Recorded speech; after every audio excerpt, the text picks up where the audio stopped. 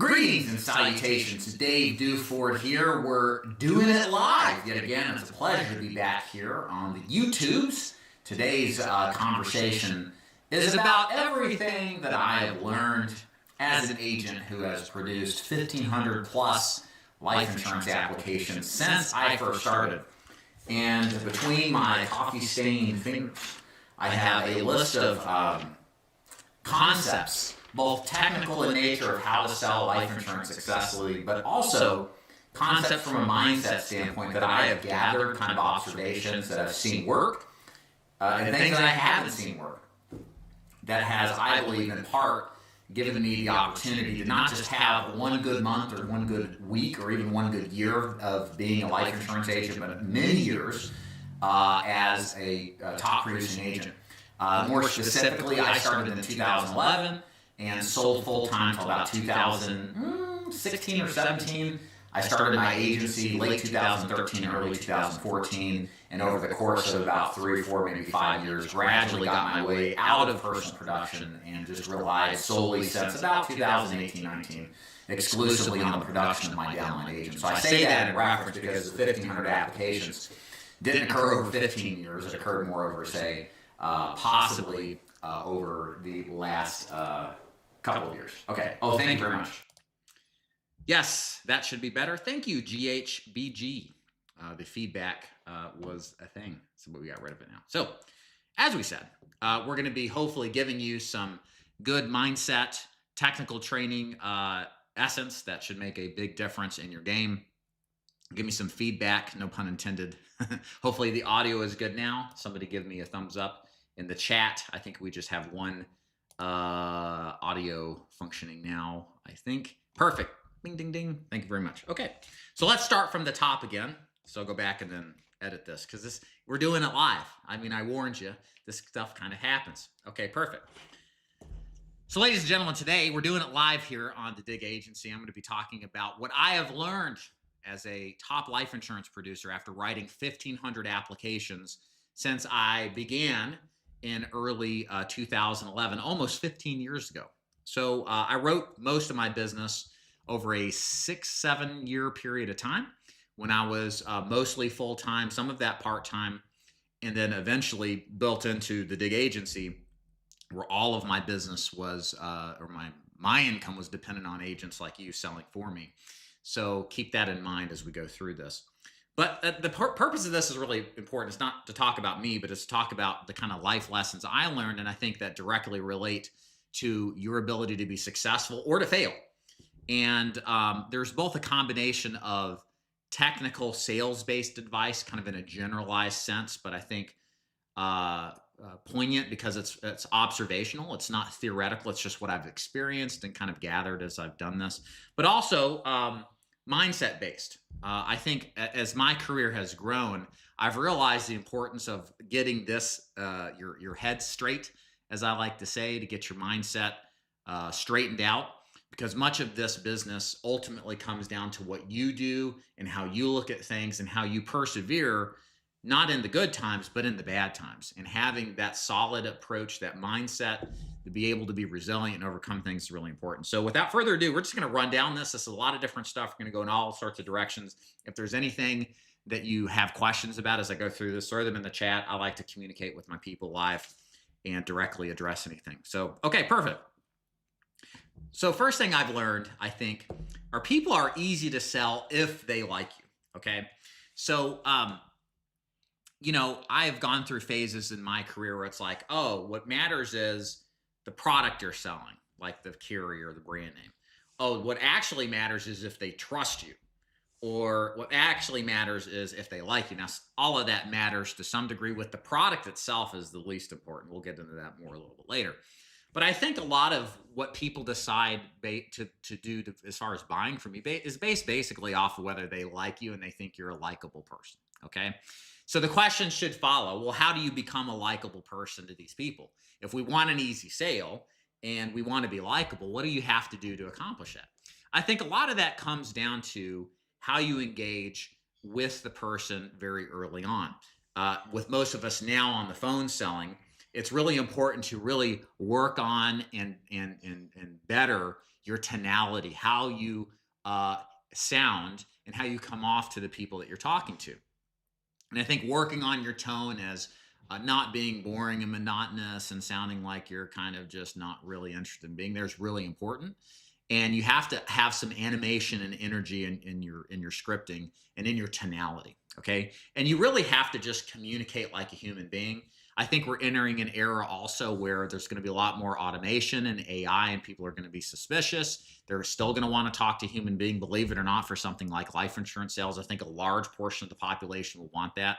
And so being a human being, being likable, sharing stories, listening very well, relaying back what you hear, all of these things are really important. And I find that if in my actions of just doing that, of just being a real person and listening to the client, obviously following a structure, a script, but also like caring about the client and not just saying that I do, but showing it through actions, has really been the differentiator. And it's funny, as much as we talk about things like objection overcomes and rebuttals and all this stuff, like, really, if you get good at just being relatable and being likable, there isn't a lot of pushback that you're going to get. There's a lot less than you probably would think, even selling over the phone to a complete stranger. So become likable. Work on sounding. If you're not like, well, how do I become likable? So sound likable. Think about what makes somebody likable and reflect that in your tonality, especially in the beginning, to capture the attention of the person and to continue the process. Yes, it is, Ron. It is like 65 degrees in Tennessee today, so the Hawaiian shirt comes out. All right, cool. This is another thing that's interesting too, and I think society needs more of this. Okay, so we all really share the same problems. When I sit down from different families, again, 1,500 families, mostly in person. I've talked to Black Americans, white Americans, everybody in between. And the truth is, despite the differences and the stuff that's going on in the media and all the derision, division, and the stuff that happens, the truth is, at the end of the day, we all have the same problems.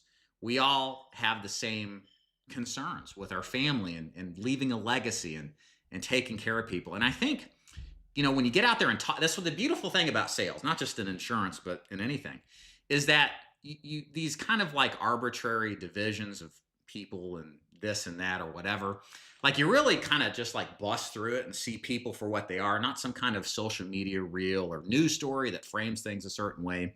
And the beautiful thing about sales is that we get to talk to actual human beings, be at their different cultures, different people, different backgrounds.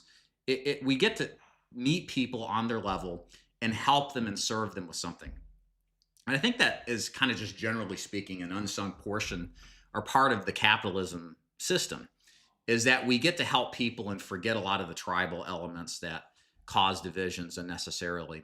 And, I think a lot of people out there who, are hateful or, negative in that sense against others, it would really serve them to like go out to the communities and see people in their own situations. And you find out through just the experience dealing with people that people, they're different, but we're more alike than different. And I think on some level, what life insurance sales allows us to do is bypass a lot of this echo chamber stuff and differences, and really meet people in a different way to not just help us make money, but to help them with something that is near and dear to their heart. And you'll find, I think, at the end of the day, that yes, there's some crazy people out there, don't get me wrong, but even people from different backgrounds, we all love our family, we care for people, and you can do really good by people. And I think it's just kind of from just a societal thing. I think this is a good thing that more of us need to do. Get off the internet, get on the phone or in person with people, help people out, and realize, that it's better to be of service than to be somebody that is, fostering something of division. So that is something I definitely learned as I went out there in the field and talked to people. And as we teach our agents to talk on the phone, and this stuff kind of comes apparent as you go forth. It's a nice thing. The reality of number 3 here on the list here is, the reality of this business is that, we kind of come into this thinking, oh, sales salespeople suck. Like salespeople get the door slammed in their face. They get screamed at. They get yelled at. They get treated poorly. They get kicked around. They're the proverbial dog that gets beat every time the master comes home.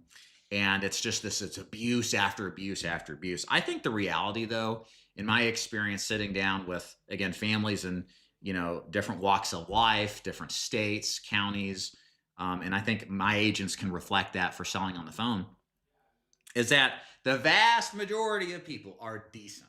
Okay, the vast majority of people are decent.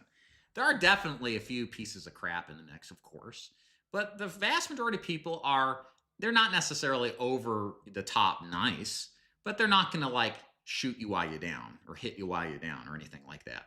And so if you have this fear of coming into this business, and you're worried about how you're going to be perceived because basically everything in the media talks about salespeople being pieces of crap, lower than scum. Please set that aside. Don't feel like you're any lesser of a person. I like to tell my agents and tell anybody interested in sales is like the American system economically would be stopped in a heartbeat if it wasn't for brave people like you to go out there and talk to complete strangers and then develop the skill set to turn them in from, suspicious of you and what your intentions are within a short period to thanking you for actually helping them. Okay. So salespeople matter. They're really important to what we do. Transactions, economies, all businesses everywhere depend largely on the efforts of people like you. And the nice thing, a step further with the life insurance business, is they're actually selling something that people want, they appreciate, that actually will make a difference. And they may not even realize it at the time of sale when you do close them and get them approved for a policy. But I promise you, they may not realize it because they'll be dead when they actually get the benefit out of the policy. But I can assure you, when you actually have a client die and you get to see their family benefit, that likely, especially in the final expense arena that I focus on, you get to see that, the benefit of this and how appreciative they are. What we do really matters. You're doing very good work, meaningful work. You're not selling another materialistic good that, let's face it, doesn't make a big difference. This actually matters. All right. And people are, generally speaking, receptive to it. They're nice enough. But the point is, don't let the fear of negativity be something that is going to deter you from doing this business. I will even go a step further here. I want you to thank the nasty, negative, Debbie Downer prospects, to put it nicely, that destroy you or you're in fear of destroying you, or that beat down your self-confidence. We actually need those people. So kind of on the flip side here, it's really important to have what we call agent killers, okay?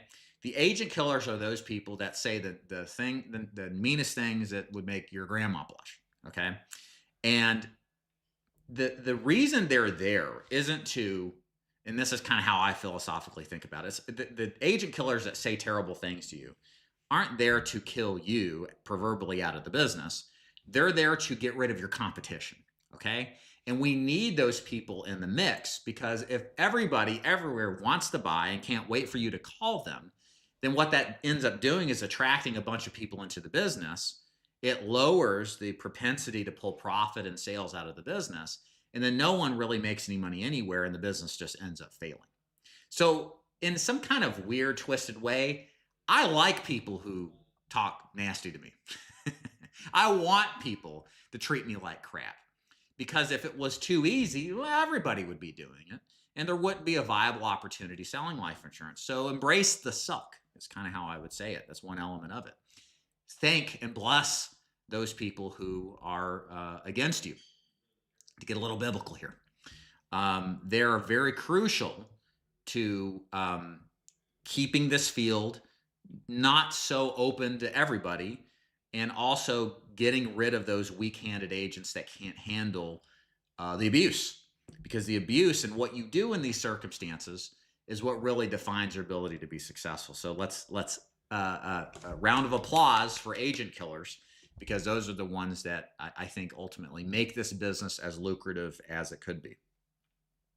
Another thing that I observed, I believe people are sold on you within seconds, okay? they're going to make determinations that they don't even understand in the moment of the sale, that are going to determine in their own minds, yes, this is something I believe in, or somebody I trust, or not. Okay. And a lot of that comes back to what we talked about earlier, your tone, what you say, your energy level, your enthusiasm, what you communicate to the client, your leadership. All of these things encompassing the first couple of seconds, completely vital. Okay.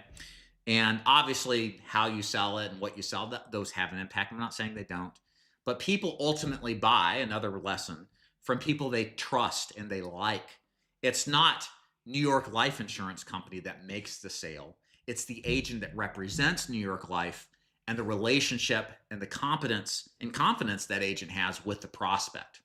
One of the things we commonly joke around is the fact that pro agents can go out there, close a sale, and not even mention the name of the company, and then are in a position to where they mention it after the close occurs. Why? Because the client trusted the agent to do whatever they recommended. They're putting their stock and trust in that person, and it's not even the name of the company that makes the difference. It's what the agent says that has earned the right to make that recommendation. So it behooves you, and it's important in your mind to think about, well, how can you develop that sense and the ability to make a sale without the carrier? Because you would think, if you're a beginner, like, well, the company matters, right? Mutual of Omaha versus American Amicable, the brand name's the one I want. No, it's not. It's what the agent does to connect with that client and close them so that the client just does what you say. That's power. And that's something you absolutely can develop as an agent as you go through. Yeah. Absolutely. When people are nasty, let it roll off your back. Absolutely. Bless them. You should be saying a blessing to them. Get into that habit anyway. Be thankful for the opportunity to deal with nasty people. On one hand, they need the blessing because they're probably in a bad spot in their life. They're probably projecting something negative about themselves into you because you're just a convenient target. I mean, you're calling these people out of the blue or showing up in person. It's easy to be nasty to you, especially over the phone. They can't see physically you. So it kind of encourages that. But the truth is, they're not even rejecting you as a person. They're rejecting the idea of what you're selling or the inconvenience you're causing in their mind. But it's nothing there's nothing wrong with you personally, and you shouldn't therefore take it personally. So these are things you have to kind of train yourself on thinking in order to develop a system to deal with this, because it does, especially after several days of not making a sale. Your spouse is critical of you. Like, what are you doing in this business? You should get a job, something dependable. People are in your ear kind of talking you down from this opportunity. And then that agent killer comes in and takes you out. It's very important you develop this kind of mindset approach and how to deal with it. Okay. And it took me out. I'll digress real quick here. But when I the lowest point in my career, I actually quit the business. I tell the story occasionally. The agent killer that took me out of the business, it was the last appointment after weeks of just really struggling. And I called ahead to confirm the appointment. Never do that, by the way, if you sell in person. I talked to the woman who sent the card back. I set the appointment with the appointment setter, set the appointment with the son.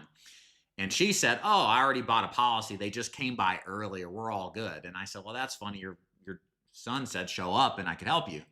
And you needed it." And she said, "Well, I'm sorry, that's funny, but that's what happened." Bye, click, hung up. And at that point, I was just like destroyed. And I was like, I quit, I'm done. Years later, she sent another card in. These people send cards back for a living. That's what they do. And it turns out she had Alzheimer's. Like, none of what she said to me actually happened. I talked to the son, I door knocked him. I wasn't going to call again after the first time. And it just goes to show you, the point is, someone's like, yeah, she's got Alzheimer's. She doesn't know what she's doing. I was like, man, I let somebody who didn't even have the cognizance of knowing who they were or where they were at the time kill me, proverbially, out of the business. So it was interesting to have that go full circle. But the moral of the story here is we should thank those people. They do thin the herd. They do make this business good in a sense, in a weird sense. Okay, a couple other things now, more of a technical approach to the business that I think is really important. I tend to think simplicity trumps complexity. In other words, there's a lot of new agents, maybe you out there are thinking, well, I should start this business and like offer life insurance, final expense, term insurance, mortgage protection, IULs, whole life, dividend paying policies, bank on yourself, infinity, whatever. No, you're asking for too much. And the bandwidth that it would take to not just learn the products, but then to sell them effectively and be able to administer a solution to the client that you see, it's too much information. Okay. It's too much going on. What you're going to find is you're going to be so stretched thin and trying to comprehend all this stuff that you just won't be effective, and you won't be able to be effective to anybody.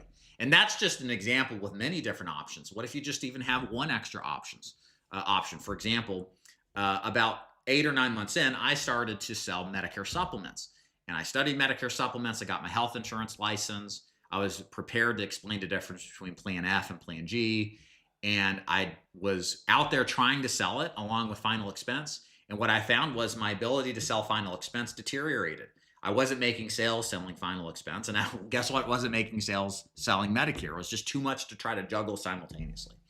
And so what I tend to teach new agents is, look, you have to look at this business as the course of a lifetime career. And you have to think you're not the exception to the rule. It's like with bad drivers. Like, the vast majority of people think they're great drivers. Well, if you've been out there on the road, that ain't true. The truth is there's a continuum where some are good, some are terrible, and some are really good, right? So there's this, I forget what it is. Somebody in the chat will tell me what it is, but whatever that effect is. But the idea is that you have to, I would come into this business thinking that you are average or below average, and you need to compensate for your averageness, not overcompensate for your belief that you're above it, or undercompensate for your belief that you're over and above average. Does that make sense? Because if you undercompensate for the fact that you probably, or you think that you're better than you are, you're going to make huge mistakes. And that's your ego talking. You need to eliminate your ego and assume you're like below average, and you need to do more work and do more things to make up for that fact. And that's especially true at the beginning. So taking this full circle, this is why we only recommend that new agents sell one exclusive product. Now, I don't care, like with us, if you join Dig Agency, it's final expense. But if you don't like final expense and you're more attracted to something else, I would say go all in on the passion or the thing that you think is most exciting, but make sure that you do a sober audit and analysis for that particular opportunity to make sure it's cohesive and congruent with what you're actually capable of doing, especially financially. It's like, for example, a ton of people love Medicare. It's a residual paying product, but the problem with Medicare is it's a lower first year income product. And if you couple into the fact the economic requirements financially to buy leads, you may not make money the first year. And then the second, third, and fourth year are great, especially third and fourth and beyond, as you start to stack the same level of sales each year. But if you don't account for you're not going to make any money, well, you got mortgage payments, you got people to take care of. It might not be therefore a good product to start with. It might be a better product to get to later on in your career at a future point. Does that make sense? So my point in saying all this is that not to even get into the amount of time and effort and energy it takes to become an expert at something. Like even something as simple as final expense, it takes a considerable amount of time and effort selling to understand intuitively and in depth the carrier training, the knowledge to underwrite, how to deal with people, how to listen to the little things they say on the phone, and how to intuit from that what you say and how to overcome things and address things that are said and even unsaid. And that's just with one product. Now imagine doing that with a bunch from different markets, younger, older, more money, less money. I can't do it. I failed out of it. And I would consider myself a successful person in this business. And if you're brand new to this business, and again, this is not an ego trip for me, most people fail this business. So you need to take that part seriously, because at the end of the day, you don't want to be a failure in this business. And it is likely most of you listening, not just to shoot you straight, are going to fail if you start. So instead of undercompensating, you need to just assume that you suck. There, I said it. And there's power in that, because if you go into this thinking, well, I don't know nothing, and there's a likelihood I might fail, then you might take this a little bit more seriously in being prepared, not to the point where you have paralysis by analysis, but like what if you were below average? Like, what steps would you take to be better? And we may cover that a little bit later. This is really important. Okay, a couple other things that are important from a technical standpoint in selling any kind of life insurance. It's less about the carrier, and it's more about which company is the friendliest to the agent. Okay, so I like focusing on easy to use carriers first and foremost. So carriers that have simple application processes that are more natural and easier to use for the agents versus a company that's brand name or even a company that's higher in commission payments. Okay. So, like, perfect example, Mutual of Omaha, brand name company, all of our senior clients selling final expense. They know who Mutual of Omaha is, Wild Kingdom back in the day. Some of you people over 50 or 60 know exactly what I'm talking about. Under that, no clue. But it is a brand that embodies trust in buying. At least that's the idea. But the problem with Mutual of Omaha, and if I was king for a day over there, I would tell them their application process is a nightmare. Having Mildred or older clients have to figure out how to complete an application in a multi-step signature process is a bear. And you're losing policies because of it that would otherwise be closed. And so one thing I would suggest is to fix their application with a text assign process, something that's intuitive, easier, simpler to get to the point of.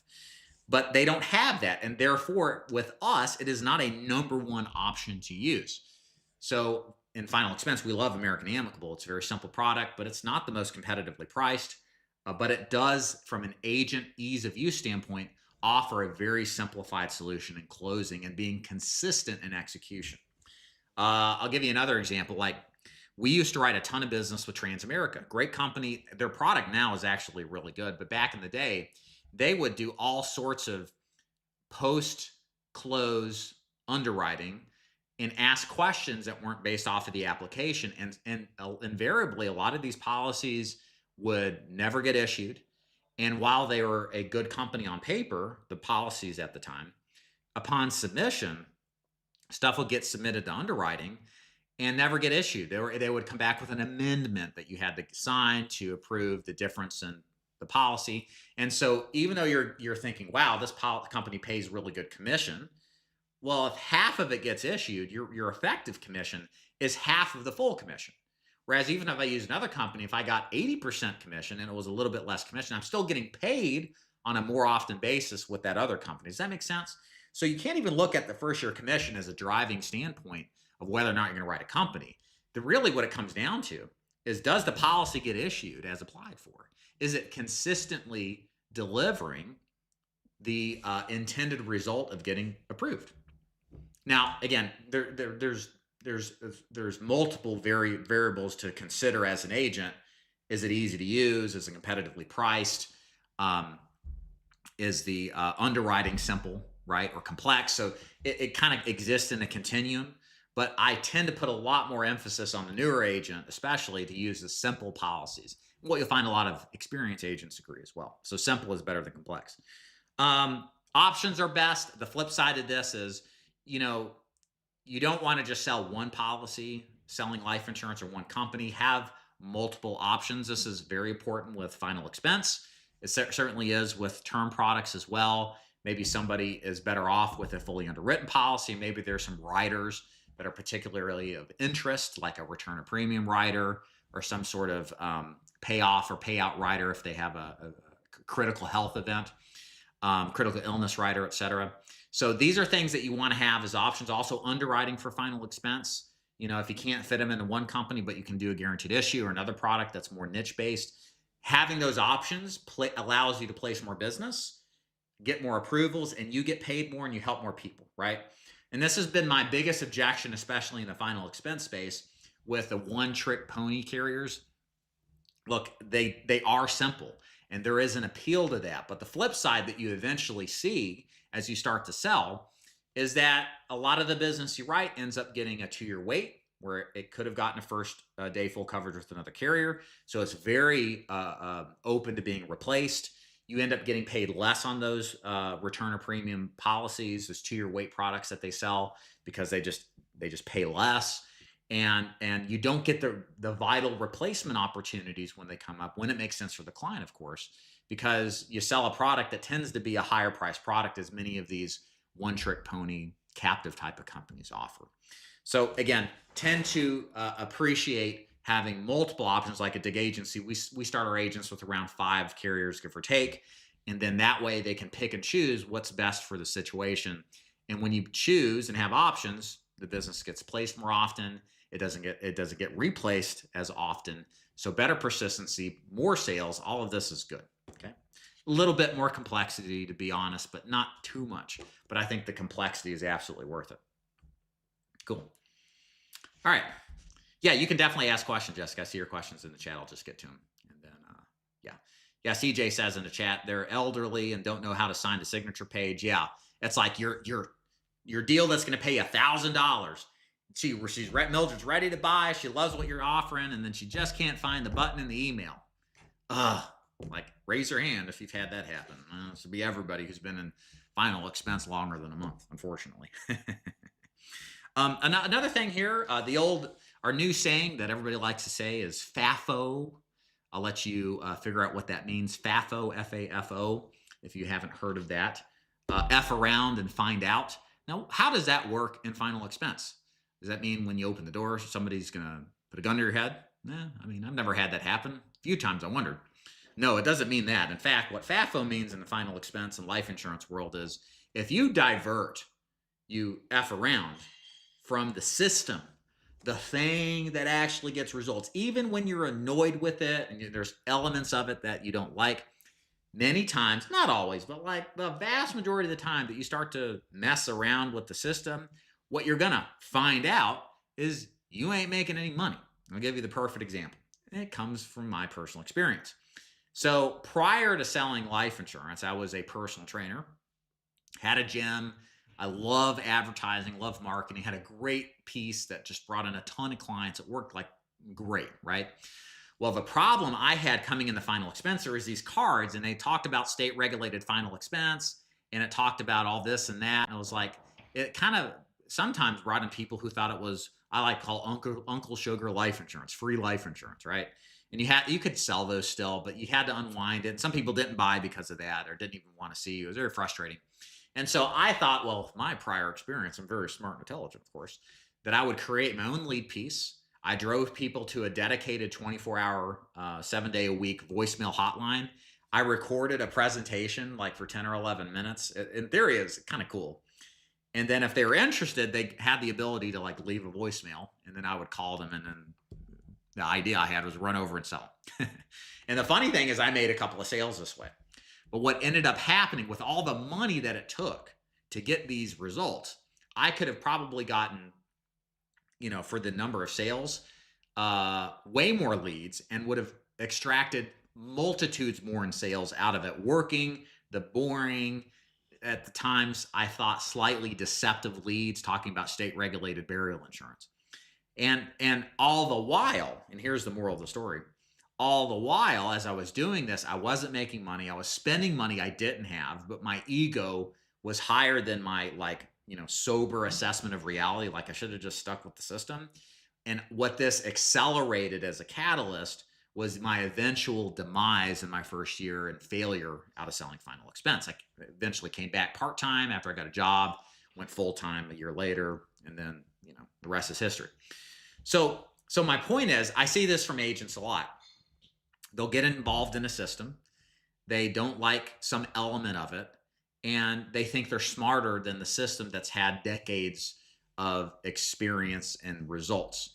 And I get it. Like, I understand the desire to try to do something different. But a lot of the times, the people who do this don't quite assess the consequences of taking that action, and really don't assess it against the verifiable proof that so many other people are being successful using that same system.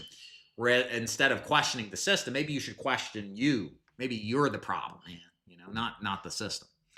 So, and again, why ego typically is the thing. But it's for some of us, and I can only speak for myself. It was the lesson I had to learn. I had to go do this thing. This is kind of how I rationalize it. Like, because my ego and belief in myself was so strong, it allowed me to kind of get a slap upside the head and realize, hey, there's a reason things are done a certain way, and you should really seriously consider that as you go through the system and go through this process of selling. So be very careful when you try to divert. The interesting thing about selling life insurance is that it is not a creative endeavor. Like every single presentation is different, but it's very predictable and repeatable. Like we know what to expect. We know what the clients are going to say. We know what they're going to ask about. We know what we're dealing with. There's good, bad, and ugly. It's very much like an assembly line. You show up on the phone, you sit down, you get leads, you sell them, you close some of them, you make money repeated every day, every single day, the rest of your life. If you have some sort of creative desire, like take up a hobby, paint pictures, do piano. I got into jiu-jitsu. It kind of deflected my creative, like, well, how can I make this better? Or what if I can do this or that? You don't need that for life insurance. All you need to do is just follow the system. And the funny thing is it takes much more brain power and intelligence than I think I could even express just to follow a system consistently for years on end. That's really where you see the difference as well. This business is not a get-rich-quick scheme. It is not. It's going to probably take you several years of like learning these lessons. I'll tell you to avoid them. Have you had kids before? I've got a 16-year-old. You know how many things I tell them, like, look, don't do that. Think twice about this. Do they listen to me? No. And y'all are going to be like this too. You'll come back a couple years later and say, Dave, you said, don't do this. Don't buy these leads. I did it. And you're right. But that's life, right? Some lessons can't be taught, right? I'm kind of giving you a little warning. Maybe some of you will take my advice, right? That's why I do these videos. But there's an element of you got to kind of do it to experience, to learn from it, and then develop your discernment and wisdom. Wisdom is a thing that comes from life experience, not from just necessarily YouTube videos, right? So there. Okay. Now, as far as the actual appointments that you sell, keep this in mind. I told my team this Monday. What is the number one variable that is the same between every single presentation that you do? So if you think about your presentations, we deal with all sorts of different people, all sorts of different circumstances, very similar word track and presentation process, right? But what's the same thing between all of them? It's you. It's you. There's nothing on the flip side that connects one presentation and the person you're talking to with the other person that you were talking to earlier, except you and what you bring to the table. So you cannot take your biases and your frustrations and your experiences that happened on that first call or that first phone call or that first presentation and then bring them and then project those issues onto the next person you're talking to. Because if you do that, that second person may hear you being negative or hear you being presumptive in what you think the client means. And they're going to take a sense that you're in a bad spot or you shouldn't be trusted. That's probably what's going to go through their brain. It's like an evolutionary protective defensive mechanism. This guy sounds suspect. I don't really trust him. I'm not going to buy. It doesn't matter what he's saying and how he's trying to rebut or overcome. I don't trust him. So you have to be really good at developing short-term amnesia from appointment to appointment. Okay. You have to bring your best. You're a performance-based person now. You have to come into every call that connects with your best energy, with the slate clean, and everything directed towards that prospect and helping them in the moment with the problem that they have, while not taking the crap and the garbage that came from any of the other calls and letting that bear on your soul and how you project and help the client. Okay. And look, this takes practice. It took me a couple of years to where my wife couldn't tell if I had a great day and I sold every appointment or I had the worst day ever. Okay. So that's kind of the short-term amnesia thing. But you have to wake up every morning and certainly between each phone call, not really letting whatever happened before bother. Take no thought for what happened, certainly for tomorrow. Be present right in the moment and know that every single person that you connect to on the phone, dude, that could be the next sale. This could be the next sale. Be excited that you have this opportunity to help people and don't let what happened to you prior impact you, at least from the standpoint of your energy and attitude towards them. You should obviously learn from mistakes that you may have made, but don't let it alter how you would deal with that person. Okay. Along those lines, this kind of comes to the next point. The longer term thinking, the better. Okay. We had a conversation in my broker crew. We talk a lot about joining Dig Agency. You can join our free lead agency, but we also have a crew of agents who buy leads. They buy them at wholesale costs and work leads, and they're all fresh and exclusive. They love it. But one of the things that came up is like, hey, this week's lead sucked. There are a lot of people who don't remember what it was about. They don't like recall any of the specifics of filling out. But the truth is, if you're in this business long enough, every single day, there's no guarantees. You wake up unemployed every morning. But what tends to happen is if you just put in the time, which is the biggest variable that makes the impact on your success or failure, if you're consistently putting in the time and you extrapolate your results, not appointment to appointment, but from first of all, from day to day, but then week to week, to month, what you will see is those randomness that happens on every day that you're doing your appointments and your calls and your presentations, where they may buy, they may not buy. We don't know from appointment to appointment. What you do find is that you start to develop some averages over the week to month period of time. And what you have to do is, while we talk, it's funny, it's like a both and argument. You have to live in the moment. You have to perform at your best every single presentation. But on the flip side, you have to be thinking very long term. And it doesn't matter in the moment what happens, but it matters month to month. And that's really where you start to make more longer term assessments on what your actual performance is. I'll give you a perfect example. So, and this has happened a multitude of times.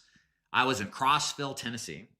I dropped a bunch of leads up there. I remember it was Christmas. We dropped a bunch of leads. Got great response rates. This was face-to-face direct mail, like 2015. All right. It's about 11 years ago. Good Lord. And I was totally just excited. The first day I had like 8 or 9 appointments booked, and I ran them, and they were the worst leads ever, worst appointments ever. They didn't want life insurance. They weren't interested in life insurance. And I was like, at the end of the day, I was like, oh man, that sucked. Usually I make at least one sale. But these leads are like especially bad, okay? And they weren't like super poor. They were like kind of like upper middle class. Like they had no interest in it. I'm like, why are they sending these cards back, you know?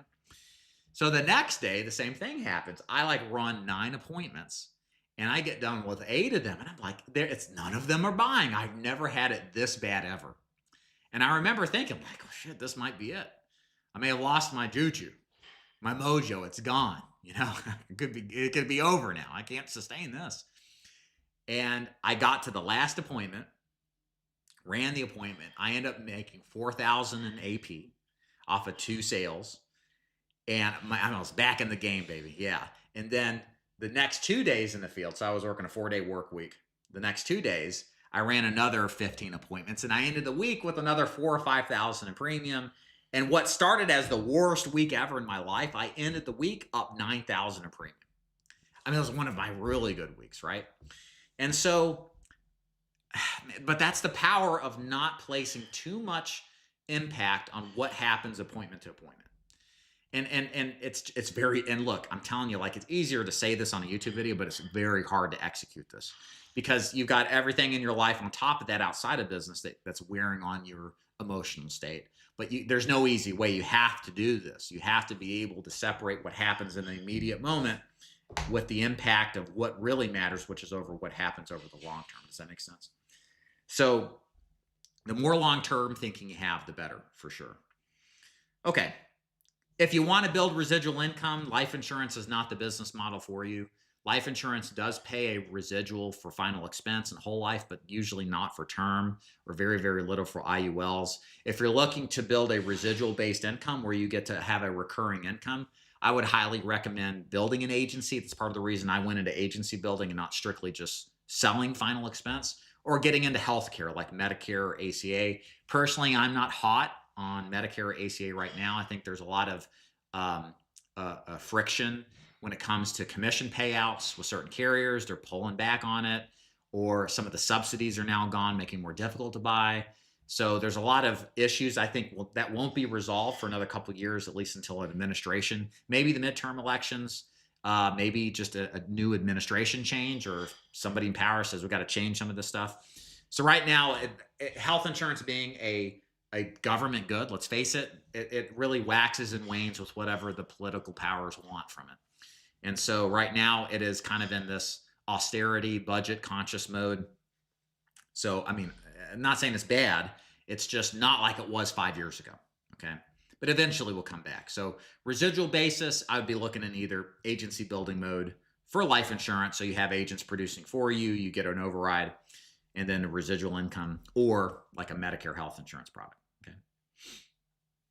Well, your first year is the hardest. Yes. Everything about your first year, if you haven't started or if you're already in it and you're thinking this is tough, it is. But I can assure you, if you can stick with this business, you can muscle through the difficulties, the chargebacks that you're going to get, and you can start getting into year 2 and 3. You do start to see the back end months 10, 11, 12 commissions start to pay. That's a huge relief financially.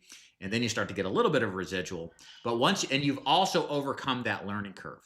But there's no easy way to get there other than sticking and being consistent and producing, okay? So one of the things we do on our opportunity overview video is I actually have about a 20 to 25 minute segment looking at our income calculator. And I show people what kind of income is possible. One of the things that I decided to put on the income calculator is showing if your production is consistent, everything is consistent, the variables, what the difference in first year income looks like and second year income. And it's substantial, all right? And that's because in that first year income, you're paying off chargebacks as they come with new advance money, and you don't have the back end months 10, 11, 12 coming through. But once that starts to come in, even if you have a bad week, many times it's offset by the back end money coming in to kind of help you out.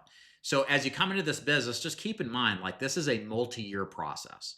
It's supposed to be difficult. Like we talked about earlier, thank goodness it is. It being difficult to start with financially thins the herd of people that could be your competition and take away clients in the long term. The only way through it is through it, okay? You got to muscle through it. You got to roll with it. This is why it's really important. Another high recommendation is live well below your means to the highest extent possible. Live below your means. This is a very difficult profession if you've got a ton of financial obligations and no way to kind of offset them or pay for them through other means than you getting paid commission. The lower your amounts, the better, definitely. A lot of how you define your success in this business is based on how you handle the adversity. So it's like again, almost biblical. You know, it's easy to be thankful and bless the people we love or the times that are good. But what do we do in the hard times? What do we do when nobody buys? When everybody curses you out? What do we do then? Well, it's in those moments that I assure you, you will experience not once, but many times, as well as your competition, as well as other agents out there. Again, less your competition, more you're the competition. But what you do in those times of difficulty are really the things that are going to define whether you're going to be successful or not. And a lot of it is just sticking to it despite everything screaming in your face telling you not to, okay? There are ample opportunities. I could have quit and I did quit, or I could have done something else. I could have listened to people in my life, and I'm glad I didn't, right? And they were very totally logical and probably right in some ways that I should have quit or I should have done something else. But that's the reality of just entrepreneurship, business, risk-taking, etc. How you handle those difficulties despite the circumstances are really important. And many times it just means keep doing what you're doing. Trust the process. The other thing I would acid test against that is, are you doing everything you really are? And if you're soberly analyzing yourself, you're probably not. And again, one of the biggest thing that I see that I wish I could wave a magic wand over all of you and turn this from not doing it to doing it. And I say it all the time, and I don't think anybody listens. So that's why I keep repeating myself, is you have to outwork your competition. Everybody wants to do this. And I get, we recruit people to do part-time, totally fine if that's the limitations of what you can do. But I commonly see agents who don't work enough and they don't put the time in to see the kind of results they want. So they look at their sales results and are like, I'm not getting the results I want. And I look at their time and I'm like, bro, you're putting half the amount of time in you should for the kind of results that you want. And I go so far as to tell people now, if you want to be a broker, you really need to do 40 hours a week on the phone dialing. Don't expect that you're going to be a phenom that closes a sale every 2 hours. It might take you 4 or 5 hours to make a sale. But the way out of that is by putting time in. And I feel like this falls on deaf ears. It's like, what do I need to say better? I don't mean to gripe here, but it's so important. I want you to hear this because all of your problems selling come from you not putting enough time in. That's it. That's it. 90% of the time, it's not what rebuttal you need to say, what magical script you're doing, or the leads. That's the leads. That's not. It's you. It's you. It's you. It's you working. It's you putting the time in. Okay. To a minor extent, obviously important, the scripting. But you get the script if you just follow the script with good tonality. Nobody's perfect, but you should be fine. But it's time on task, man. That is the greatest differentiator. I think if there's one thing you take from this, out of everything I said, which of course is all very important, is the time, man. If you can just put the time in, if you can just outwork everybody, and that is the great equalizer. I think that's what I put down here. Yeah, that is the only hack that works. It's the time on task. And if you're the person that can put 40, 50 plus hours in for a year every single week, yeah, it's hard. I didn't say it'd be easy. Well, I guess I did last week. In a way, it is easy, but it is hard to be consistent. That's really the thing that's going to make the biggest difference. Because the guy or gal that can put that time in consistently weekly is going to make more sales by default. They're going to trip across sales, and they're going to get better faster because you're doing all this talking. You're doing all this work. You're putting in the time. And that is the thing that separates mediocrity and barely making it to making a six-figure income in many cases. And I'll conclude with this. I'll hit your questions in the chat real quick, and then I got to hit the road here, pick up my girls from school. Is basically all of your sales problems is because you just don't work enough. I guess I already said that. Many times, again, there's something ego inflating about blaming leads. It can be leads, to be fair, or the script, and it usually isn't. It's probably your tonality in many cases, or your opening at the bare minimum, being good at just thinking on your feet and overcoming the objection. But you can remedy this with a good word track, a good script. It's you just don't work enough. Let's just face it. Be honest. Be honest. Are you really working enough? Are you quitting at a point that's convenient? Or are you putting in those extra hours when nobody wants to, when you don't want to? Those extra hours is where you find that extra sale that's going to take your mediocre income to a great income. And the cool thing is you don't have to do the kind of work routine that I'm talking about permanently. But I do argue that you have to do it if you want to have some sort of great level of success to overcome the learning curve, make good money, and then maybe at some future point, because of all the accumulated success and experience that you've gotten, that you're up to a higher echelon, well, then maybe you can draw it back, but you've earned that right. And I don't know, maybe I'm just quixotically yelling to the wind here, but I wish y'all would work more. It would solve a lot of problems for everybody. And then you can rest assured later on that maybe you won't have to work as much. That's what I've seen time and again. So anyways, take that as you will. Okay. So thank you for being here. Let's hit some questions in the chat real quick. Amy says approximately 10,000 hours of deliberate practice are required to achieve mastery. Yes. I don't know if it's 10 years, 10,000 hours. It's probably less than that. You have to make sure you have a feedback loop in there too, that you're looking for ways to improve. But it takes longer than a month. It takes a year plus of consistent effort, not effort here, then off a week or month. But if you're going to do anything at a high level, that's a requirement. It's not unique to this. It's with anything. All right.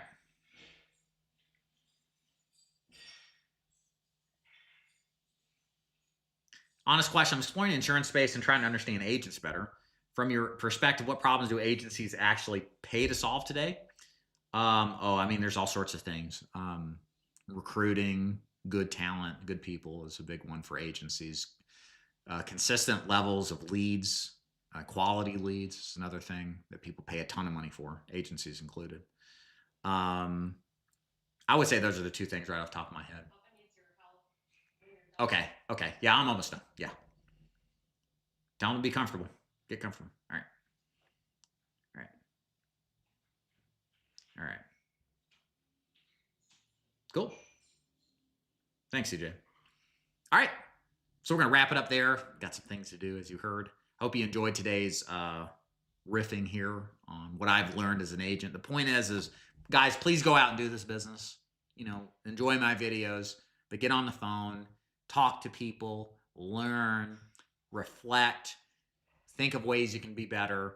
Take some of this training to heart. Okay. A couple of these will make a huge impact and difference in your business. And be committed to the process. This is a get rich slow business. And it largely depends not on IQ or intelligence, but it depends on work, outworking, and consistency. Human characteristics that we all share. And that should be a positive thing. So with that said, if you're interested in joining Dig Agency, learning more about it, we teach agents to sell final expense remotely from home using a free lead system, but we also welcome agents who want to work with us right away as a broker, buying leads at a higher commission. We have tons of hands-on training, mentorship, coaching. Unlike any other agency out there, this is the perfect agency if you're new to the business. If you're frustrated with your existing agency, I promise you it's a night and day difference. That's what we're told every single week. Go to davidduford.com. The link should be in the description below. And ladies and gentlemen, thank you so much for being here. Really appreciate you. It's a pleasure to meet you. And see you. Thank you.